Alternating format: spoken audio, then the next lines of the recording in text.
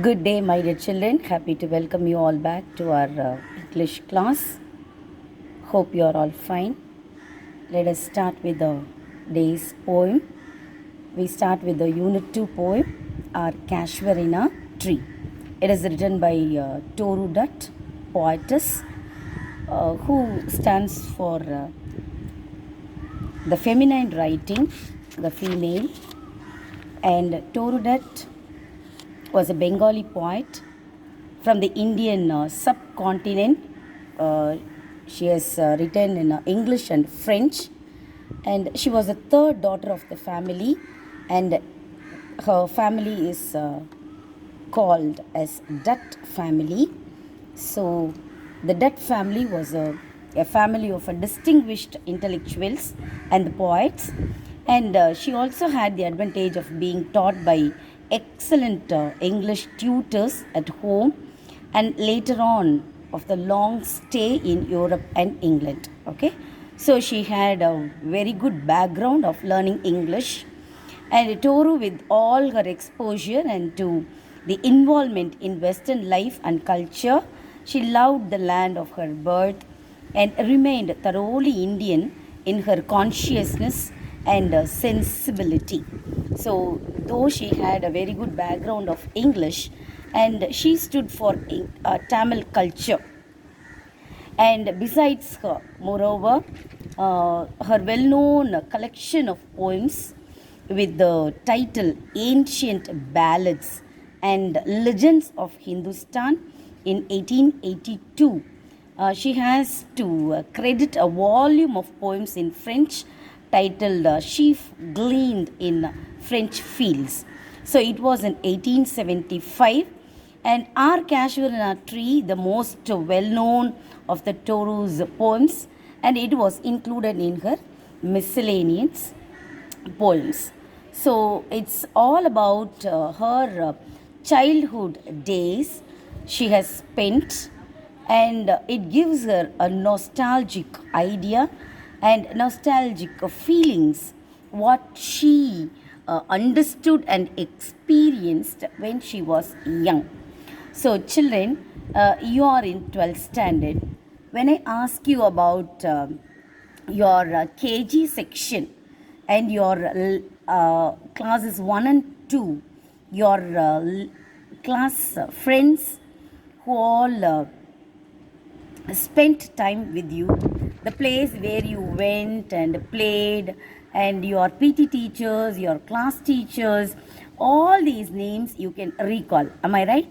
The same way, our poetess Toru Dutt, she is recalling her memory lane. Okay, so imagine that you are in 12th standard now. After finishing your 12th standard, you want to come back to our school again after 10 years of time. All the changes what you can observe, amazingly and astonishingly, it will be fine, and so anxious you would be. Now I can happily share that when I completed my 6th to 10th standard, it was in 1990, completing 10th standard. So before 4 years, 6, 7, 8, 9, 10, 5 years, yes, from 85 to 90 batch, who all studied in a government school. Now only 3 days ago, one of my friends, she started gathering all the friends, and one by one name after the other name, it's been added, and so excitingly we started talking about. So I hope around after 32 years of time, no, we see each other, and not now that to see in person, through WhatsApp, and asking them to send their phone numbers, asking them to send their photos and about their families. Now almost all my friends, they have become grandmas. Okay, so how nice it would be. The same experience even you will have after spending 10 to 15 years of time when you come back to our school. Okay, so this is the nostalgic and no, going back memories of Torudet. That too, she is explaining about one particular tree called Casuarina tree. So, the main theme or the main focus on her poem is her one exact tree, that is Casuarina. So imagine that in your school time, maybe you can talk about the mango tree here and neem trees we have, and this uh, paradise hanger we have yellow color flowers, and these lavender color flowers we have, yes, in our tree, school tree. And maybe you can talk about your lawn and the time spent in the lawn during your PT period, during our sports day time. Yes, so all these time, that is going to be your main agenda, isn't it? So the main center of her poem is Casuarina tree. So she thinks about, and she recalls her memories of her childhood days and her school days. Now she says that when she sat near her house, she used to watch a Casuarina tree. Even you would have spent your time childhood days somewhere else in a different land, different district. Now if you want to think about that landmark, it gives you pleasure and joy. Yes, so here she is giving a note. The whole poem is about, she is recalling her memory lane. That too, her central theme is our Casuarina tree. So by stanza by stanza we'll go through. It is a simple poem, and she is explaining how she enjoyed her days. So like a huge python winding round and round, the rugged trunk intended deep with scars, up to its very summit near the stars, a creeper climbs in whose embraces bound. No other tree could live, but gallantly, majestically, the giant wears the scarf, and flowers are hung in crimson clusters, all the boughs among, whereon all day are gathered bird and bee. And off at nights the garden overflows with one sweet song that seems to have no close, sung darkling from our tree while the men repose. So she is beautifully explaining in first stanza about her heroine or hero tree, that is a Casuarina, how majestically, how gallantly it stands with full strength, and around the tree there was a creeper, and it was like a python. What is python?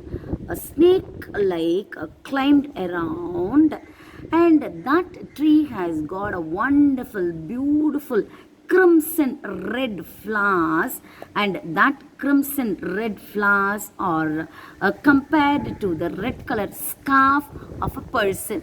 So imagine that, children, a beautiful tree with a scarf of red color. So red color cap the tree is wearing. So how beautifully it is.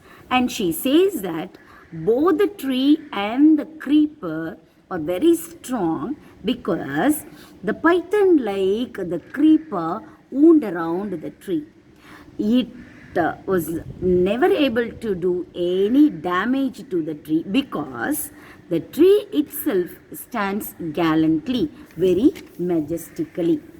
So the creeper is compared to a huge python, and the creeper with its red crimson flowers appears like a red scarf for the tree. And the garden overflows with a sweet song of a nightingale, which has no end at all.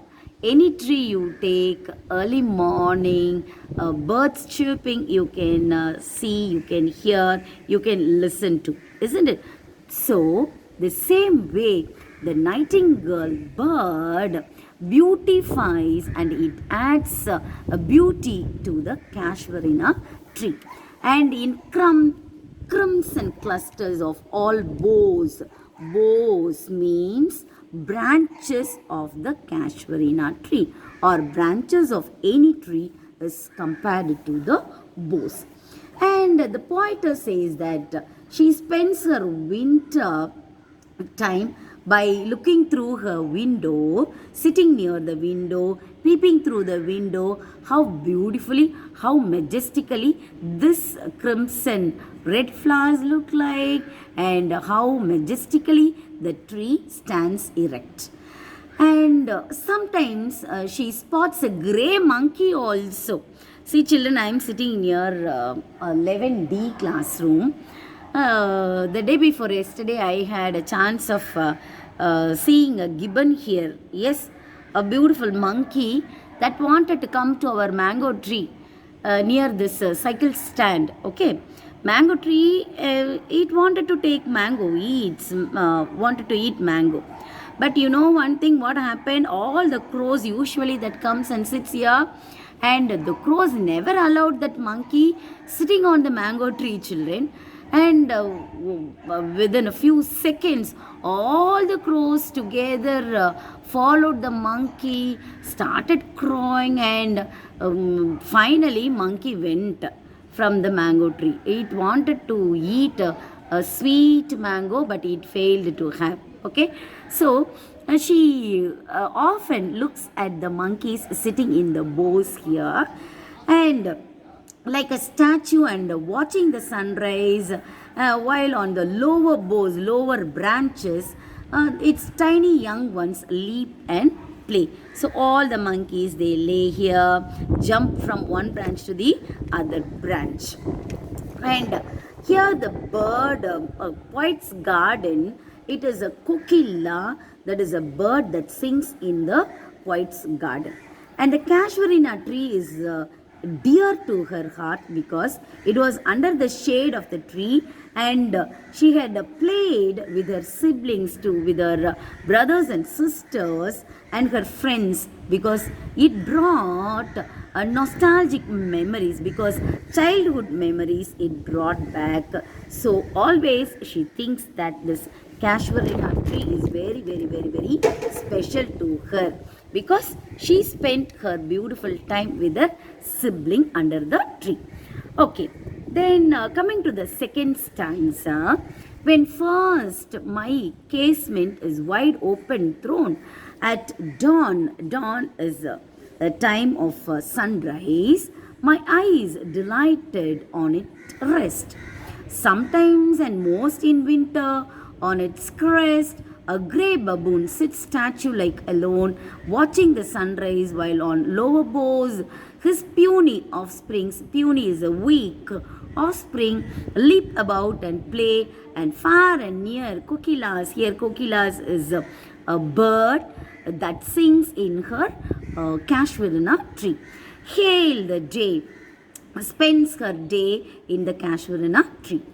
And to their pastures, different pose, went our sleepy cows, and in the shadow on the broad tank cast by that hoar tree, so beautiful and vast, the water lilies spring like a snow in mast.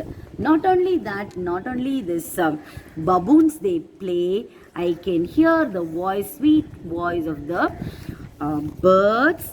And not only that, she can see the water lilies there, and to spring the beautiful covering vast area like snow, a mast there. So it was like a snow white, pure snow that covered the whole tree, because she was able to see water lilies, white color water lilies around it. Okay, so beautifully she brings the nature in front of our eyes. Now coming to the third stanza of the poem, but not because of its magnificence. Dear is a Casuarina to my soul, beneath It we have played, though years may roll. O sweet companions, loved with love intense, for your sakes shall the tree be ever dear. Blent with your images, it shall arise in memory till the hot tears blind my eyes. What is that dirge like a murmur that I hear? Like the sea breaking on a shingle beach.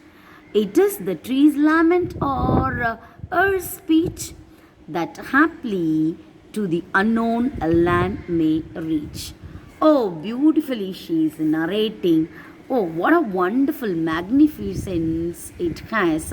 Dear Casuarina, to my soul, I think about all the dear ones because she is not here at present near the place, and it was her dear to her soul because of all the majestic appearance. The tree is dear to her because she had spent happy moments under it years ago with her lovable companions. But now, when she thinks of her companions, few are not there with her. She lost her dear ones who all played with her near the Casuarina tree. As I told you earlier, children, we have got about 32 friends together from 6th to 10th standard. Now, yesterday I happened to hear that two of my friends are not there with us. They passed away, and one with sickness, and the other one some problem she had, and they are no more. And we planned to go back to our school again, wanted to spend time under the tree. Okay, but another friend, I called her yesterday, and she said that she is counting her days. See what a pathetic thing. After many years, when we meet, when we come to know about our friends, when they are no more, we feel so sad, isn't it? The same way Torudat also says that, yeah, my Casuarina tree is a beautiful one. I always have it in my memory, but I lost my dear ones, whoever with me who played under the tree. And also she says that she wanted to murmur sea breaking rocky beach, and she wanted to lament that could reach the unknown lands. So whoever is not there, she wanted to pay the homage and wanted to say that, oh my dear ones, I miss you. Unknown yet well known to the eye of faith.